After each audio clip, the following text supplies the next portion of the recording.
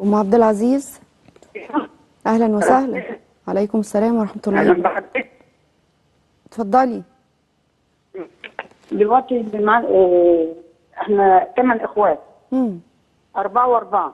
امم فاحنا قلنا يا جماعه لما في الورث قلنا لهم احنا شرع ربنا في عرف نريح بعض. فاخواتي ما رضيوش. لا، ما سمعتش حضرتك. انتوا اخوات 4 و4؟ 4 بنات و4 صبيان. تمام. ايه اللي حصل بقى؟ في الورث احنا قلنا لهم والد الميت بقاله 27 سنه. وما وزعتوش الميراث لحد دلوقتي؟ كانت في 2 اخوات ما كانوش اتجوزوا. اه.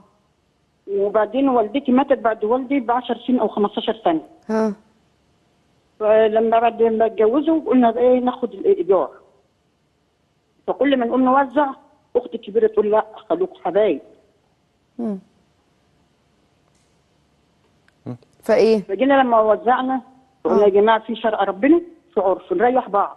امم اختي الكبيره قالت لا. امم وعملنا كذا قعده عرفيه. وضربت اخوها لما اخذ بالجزمه في وسط الرجاله مره 2. وبعدين كل ما نقول له كل واحد ياخد الحته دي تقول لا. راح اخويا الكبير راح موزع الاراضي كلها والبيت كلها كله زي بعض. كله زي بعضه؟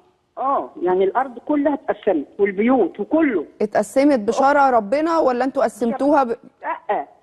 جه الاياس والناس قعدوا وجاسوا كل حاجه زي بعضهم. يعني البنت نص الولد.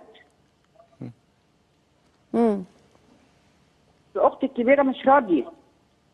مدخله جوزها. امال عايزه ايه؟ واخت الثانيه برضه مدخله جوزها. ليه عايزين ايه؟ عايزين ايه؟ هم عايزين ياخدوا احسن حته في الارض. عندهم حته يعني في وسط مباني وفي وسط بيوت. ويقول لهم يا جماعه كل ياخد فيها يقول لا هم مستولين على الارض ديت وفي تعويض. قالوا احنا ما خدناهوش وراحوا اشتكوا وعملوا قواضي. بقى لنا يجي 15 سنه مقاطعين بعض. يا ساتر يا رب. والله وشتيمه بقى ودعاوى على اخوات. يعني هم البنات بيدوا على اخواتهم دعاوي يعني ما تذكرش. يعني الواحد يعمل ايه؟ محكمه بهدلوا اخوه بهدلوا الدنيا. قال لهم في اخ قال لهم خد حاجتكم مش راضيين. في تعويض في الارض قال لهم خد تعويض مش راضيين ياخدوه. واشتكوا بقى لهم خدوا الايجار وهم حاطين عليهم على 12 قيراط. هم اختين واختين الاخين واخدين الاختين. عشان كده مدخلين جوازته. مدخلين الجواز هم اللي مبهدلين الدنيا. الله وكيل ما شفتش بنات انها بتدعي اخواتها وولاد اخواتها بالطريقه دي. الاسلام والدين ما بوش كده. طيب حاضر. ماشي متشكرين. تابعينا يا ام عبد العزيز. الميراث اللي عامل مشاكل مع الناس كلها. هو احنا بنقع في خطأ ونبهنا عليه قبل كده في حالات كتير، ان لما حد بيموت وتارك ميراث احنا بنسيب الميراث ده فترة من الزمن ما بنوزعوش. فالارض اللي ما كانتش بتقول لك الاب بقى له 27 سنه والام توفت بعده ب 15 سنه. طيب يعني ادينا 20 سنه الارض اللي ما كانت بسيطه دخلت مباني، ارض تانية ما دخلتش مباني. ممكن يبقى كله عينه على الارض اللي دخلت مباني او في كردون المباني بسعر يختلف عن الارض التانية. فلما يجي يوزعه تبص تلاقي في حد طمعان في الجزء ده. طب احنا نعمل ايه؟ لا دي تقدر بمال ودي تقدر بمال، ونجمع الاثنين ونشوف البنت هيبقى لها هنا كم متر. لو ليها هنا 10 يبقى لها في الارض الثانيه 20. يبقى ممكن تاخد هي تبيع ثمن ال10 دول لاخوها ياخدهم. ثمن القيراط لاخوها.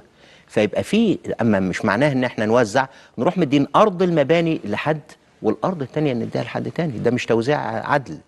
وانما الاصل احنا نقدر كل هذا بالمال ونشوف البنت هيبقى نصيبها قد ايه. وممكن لو طلع مثلا ليها 500,000 500,000 عايزه تاخديهم فين؟ هتاخدهم هنا هتاخدهم كام متر؟ هتاخدهم هنا هتاخدهم نص قيراط. وهكذا. اما ان احنا نسيب فتره من الزمن الميراث بدون توزيع وبعدين نعمل عليه مشاكل ونقطع الارحام، انا قلما نجد مساله ميراث الان ما فيهاش مشكله. ما فيهاش قطيعه ارحام وكلها دنيا في الاول والاخر. واحنا بنقاطع بعض بالسنين واولادنا يعادوا بعض علشان احنا اهملنا توزيع الميراث وعايزين نوزعه بعد فتره. فرجاء يعني نسارع بتوزيع الميراث ومحدش يزعل من الحق.